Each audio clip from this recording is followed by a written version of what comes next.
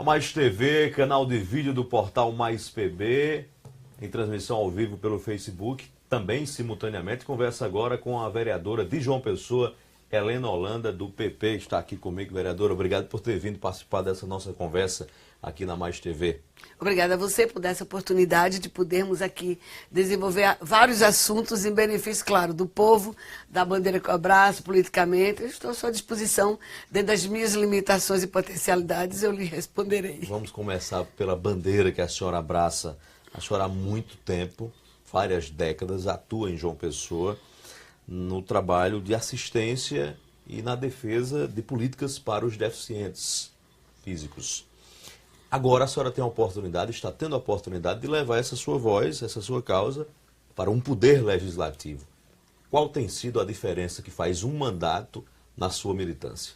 O mandato é muito importante porque nos abre portas, mais potencialidades e acessibilidade para que eu possa desenvolver não só as solicitações e ampliar o leque de cumprimento da necessidade que existe, tanto para os idosos como para os deficientes. Tanto em todas as instâncias, educação, saúde, a gente tem muitas necessidades, muitas prioridades, e isso vem dando uma oportunidade de me aproximar ao gestor e aos secretários e as próprias possibilitar as instituições também ter esse canal de acesso para que possamos, não só a minha instituição, como toda João Pessoa, eu tento, como sempre, eu fiz esse trabalho junto às instituições, nunca trabalhei sozinha, e esse mandato tem me dado essa oportunidade de priorizar e melhorar a qualidade de vida das instituições e das pessoas com deficiências idosas. O mandato abre portas? Abre muitas portas, sim. Principalmente ao que nós tínhamos muita dificuldade com os gestores, para dialogarmos, para podermos discutir, para poder solicitar. Muitas das vezes não somos atendidas, mas pelo menos nós buscamos a potencialidade deles nos ouvir. Às vezes não é a imediato, mas a longo prazo tem acontecido dentro das limitações de todos nós, minha, do próprio gestor, dos secretários, tem atendido muitas necessidades nossas. O que é que a senhora podia apontar como resultado prático dessa interlocução que a senhora tem feito? Por exemplo, nós tínhamos uma necessidade há mais de 20 anos de sinais sonoros na cidade para as pessoas cegas, porque existem aqueles sinais de atenção, em que as pessoas tocam, liga o sinal e passa, o cego continua, dependendo da ajuda das pessoas, porque ele não vê quando o sinal acende ou apaga. Então, tanto conversando com o gestor, o prefeito, a CEMOB, eles se colocaram à disposição e eu fiz um projeto de lei e coloquei emenda impositiva. Então, já estive com a secretaria da CEMOB, já estive com o prefeito, e eu acho que em uns 3 ou 4 meses a gente começa a ampliar, a colocar esses sinais sonoros, onde já existem em alguns outros pontos, e também as placas braille nos sinais de ônibus, onde os cegos, e o piso tátil, que os cegos chegam também levado, ele não tem uma liberdade, porque ele não sabe onde é que fica o ponto de ônibus. Então, com o piso tátil, ele vai ter essa acessibilidade aos pontos e também as placas em braille para ele saber quais são as linhas que passa e horários. Né? Isso, para a pessoa cega, a gente tem essa extrema necessidade, que o qual eles ficavam bastante dependentes da sociedade, no qual eram bastante constrangidos, porque se eu dizer, essa pessoa cega vai ficar aqui com você nesse ponto de ônibus, e quando vir em tal linha você informa ele. As pessoas iam embora e eles ficavam horas e horas, ficam, né, ainda, porque já que o projeto ainda não está em prática, eles ficam ainda muitas horas ali no ponto de ônibus esperando que alguém pergunte para onde ele vai. Isso é péssimo para quem não tem a visão. É muito difícil ser deficiente em João Pessoa? É muito difícil. A acessibilidade está péssima ainda. Tanto no centro da cidade, um dos piores lugares, para todas as deficiências, principalmente de locomoção e visão. Porque temos ainda velhos orelhões em meio de calçadas, postes no meio de calçadas, as calçadas bastante desgastadas, a acessibilidade para eles de ir e vir para os pontos de ônibus. A gente tem um evento na Igreja Catedral. Para eles chegarem ali no ponto do ônibus, perto do Armazém Paraíba, ali embaixo, é um sufoco, tem que levar, porque é muito obstáculo. Nós temos problema demais também com as calçadas. As calçadas. Em muitos lugares de João Pessoa nem calçada tem, né? Não tem.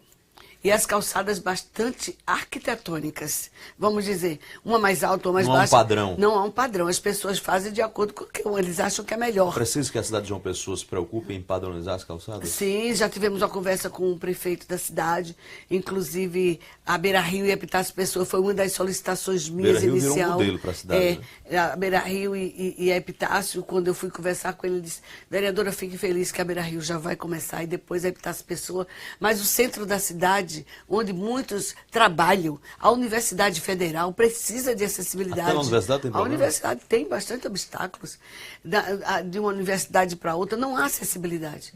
Porque eu digo bastante isso na plenária, eu já vinha falando há muitos anos, a acessibilidade não é uma rampa e um corrimão.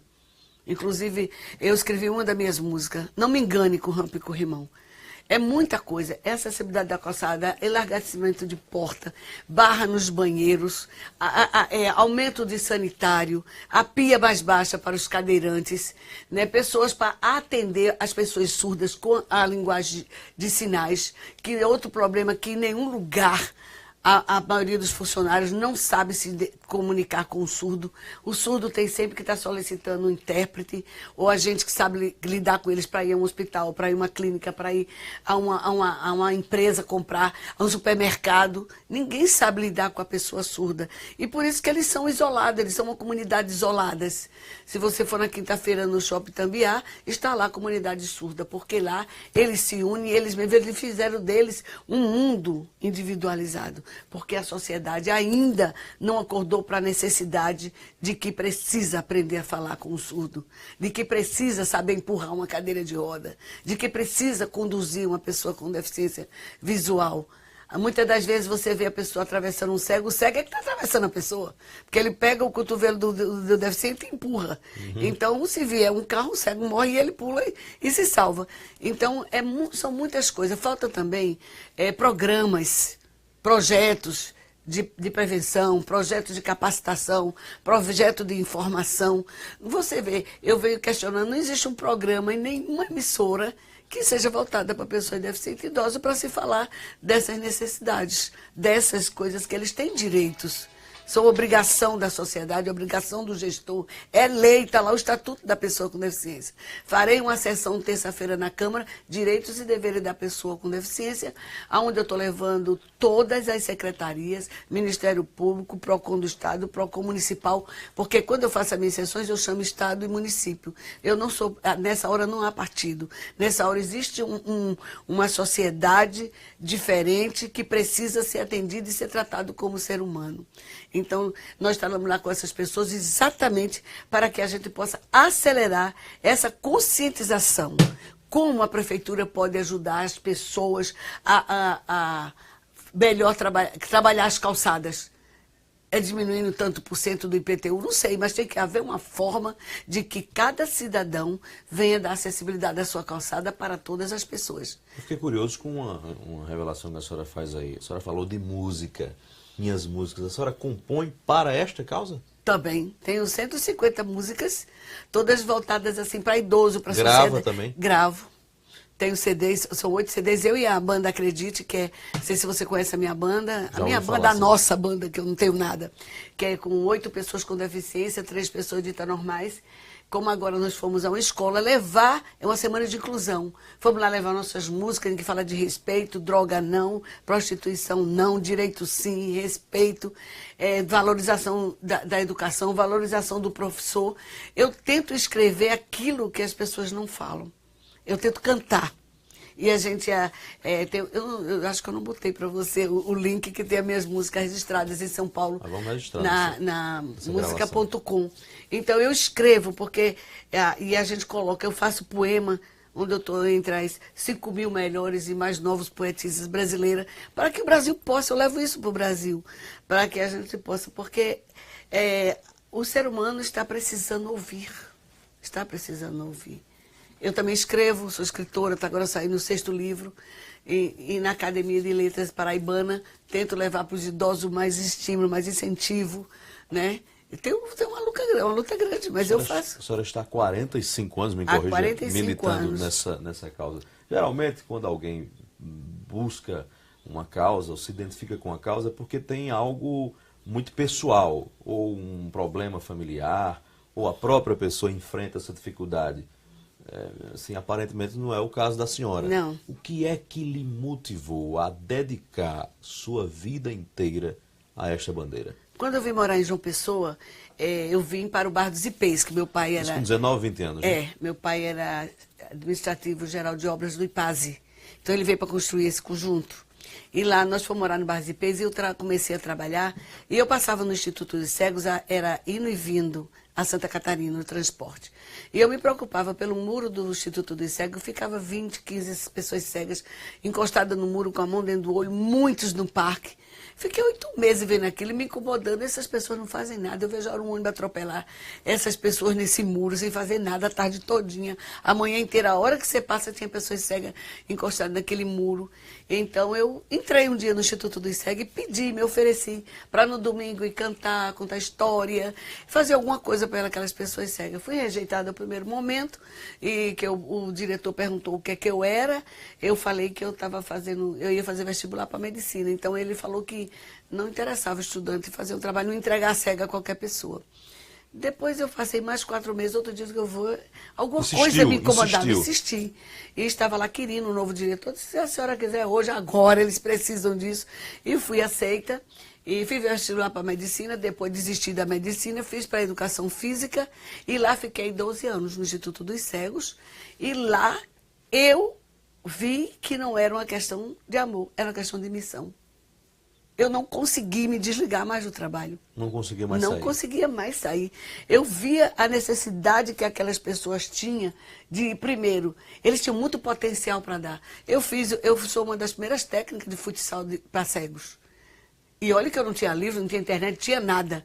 Eu saía para o Rio de Janeiro para o Carnaval, ficava procurando onde tinha o futebol de cego, e lá os técnicos me davam informação e eu trazia para cá, e cheguei a ser um 5º lugar no Brasil. E atletismo, natação, eu vi que eles tinham esse potencial. Perrei muito DED, perrei muita universidade, perrei muita escola técnica, porque o Instituto dos Cegos não tinha nada, eu tinha que fazer nos lugares. Então, daí começou a minha vida com a pessoa cega. Depois existia na BIC a escola Pestalozzi, a escola EDESP, que era de pessoas de deficiência mental, funcionava dentro da BIC em umas salas, e um dia eu fui passear na BIC e vi aquelas crianças, e perguntei, não tem profissional de educação física, então eu vou vir para cá. Então comecei a me meter, com eles aprender.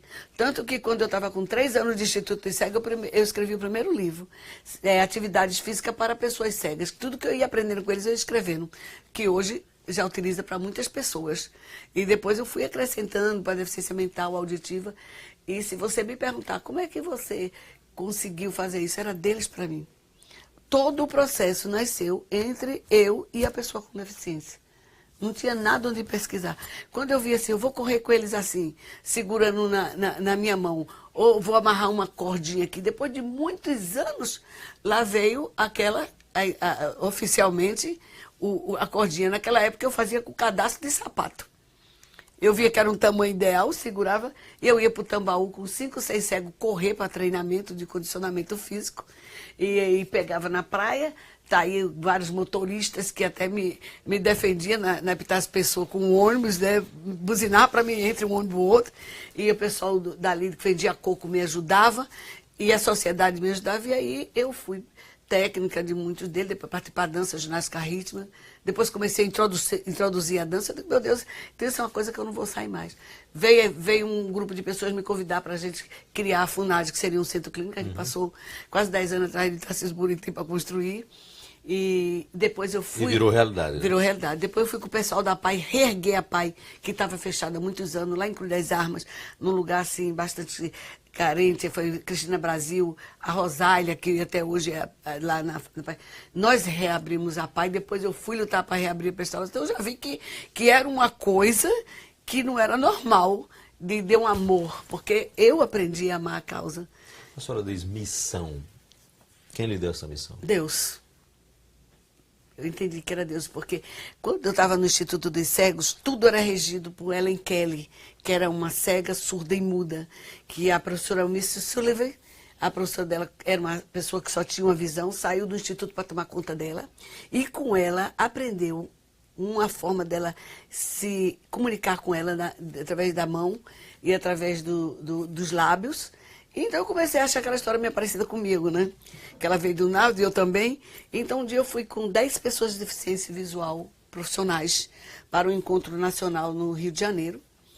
E Deus nos levou, porque o avião atrasou, quando eu cheguei lá não tinha hotel para mim.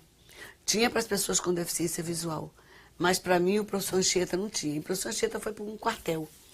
E ela disse, então você vai para o Instituto dos Cegos que tem aqui perto. Ao chegar lá, era como tinha sido uma das quintas de Pedro I. Você imagina o mausoléu que era aquela história. E à noite, a freira disse, se a senhora quiser beber água, a senhora dobra aqui. E quando eu fui beber água aqui, aí de madrugada eu acordei, tinha um quadro mais ou menos desse tamanho aqui do seu painel, de Helen Keller.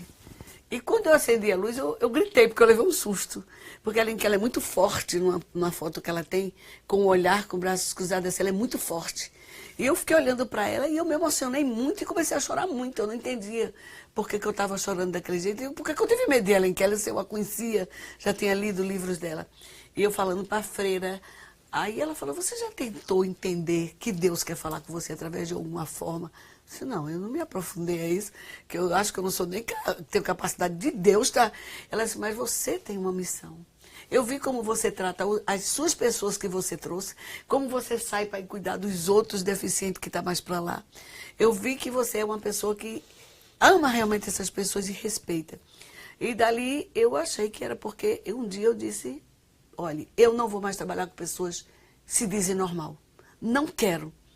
Foi muita decepção, eu trabalhei 20 anos no IP, 15 anos na UEPB, e os alunos não querem nada, a gente passa a noite planejando. As pessoas, botei uma academia, quando eu me aposentei, saí da FUNAD porque eu não aguentava mais o sistema.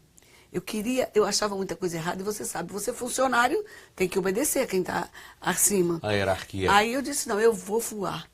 E vendi meu apartamento, vendi meu carro e aluguei uma casa. E botei uma academia de ginástica onde os normais fariam e as pessoas que quisessem me acompanharam 80 logo da FUNAD, ficaria gratuitamente. E daí eu comecei a instituição. E dali eu disse, eu não conseguia mais trabalhar com pessoas normais. Sempre eu acho que as pessoas não querem nada. Você está dando, eu digo, Heron, você tem que fazer. Eu te levo na brincadeira. E a pessoa com deficiência, o idoso, eles querem. Eles querem viver, eles querem mostrar que eles podem, eles têm potencial, eles têm inteligência, eles têm capacidade, precisam de oportunidade. Que a sociedade não os dá. Trava. Nesses 45 anos, certamente a senhora conheceu muitas pessoas e testemunhou muitas histórias. Tem algum assim que particularmente mexe mais com a senhora? Tenho sim. Tenho vários casos que passaram por mim. Tem 2 casos muito fortes de superação, que foi a Patrícia Braga. Foi um dos maiores desafios da minha história, em que Hervásio Bezerra era primo de Lúcia Braga e falou assim, eu tenho uma prima que teve um acidente, eu queria ver se você tratava. E ao chegar na residência dela para ter o primeiro contato com a família, era uma boneca. Só mexia o cílio direito, mais nada. E eu aceitei ir lá. Lúcia disse, fique com ela, eu conversei com ela, e ela e a enfermeira, que entendia o que ela falava pela sobrancelha e pelo piscar de olhos, e eu perguntei, você quer ir tentar comigo fazer alguma coisa? E ela piscou o olho bem rápido e a sobrancelha, a enfermeira disse, ela quer. E vim para casa. Foi o final de semana mais tumultuado da minha vida. Ela ia chegar segunda-feira e eu não sabia o que ia fazer. E, pensando. O que é que eu faço, por onde eu começo, o que é que eu faço, ela não mexe nada. Aí, quando foi na segunda-feira de manhã, eu saí de casa, eu sempre digo isso. O Senhor me deu a missão, me ajuda. E saí. Fui para a instituição. Ao chegar lá, aquela mulherona maior do que eu, deitei no tablado e comecei a fazer, veio em mim, o que é que ela poderia mexer? E eu tocar no corpo dela com pedras de gelo. Não me pergunto por quê, mas foi com pedra de gelo. Senti que a perna direita dela deu o primeiro reflexo. Aí eu disse, meu Deus, é apenas um reflexo ou é por causa do gelo que deu a resposta? Mas aí eu comecei a insistir naquela perna. E com o passar do tempo, Patrícia Braga, que eu acompanhou, chegou a um palco emitindo passada Era com Tala? Era com Colete? Era comigo e outra pessoa? Era. Chegou a dedilhar teclado, balbuciar palavras, sorria, teve qualidade de vida, entendia tudo. Descobrimos que ela entendia tudo, só que a sociedade não entendia que ela entendia. E ela começou a pedir pela voz, pela mão, falar. Então, ela foi uma das maiores superações, desafio para mim. Ela passou 11 anos comigo. Levei ao palco, ela já batia a perna na piscina, eu soltava ela na piscina. Então foi um grande desafio da minha vida. E a outra foi a Tudimassa. Patrícia faleceu há 6 anos, né? E Tudimassa, que faleceu agora dia 2, fez 2 anos. Tude também foi uma pessoa que tinha paralisia cerebral. A mãe dela já tinha ido aos Saras Kubitschek, Estados Unidos da vida, todos os lugares. E a última, ela estava depressiva quando ela chegou para mim, em que o Sara disse, leve para casa que ninguém pode fazer mais nada pela sua filha. E ela articulava a fala com bastante dificuldade, tinha muitos espasmos.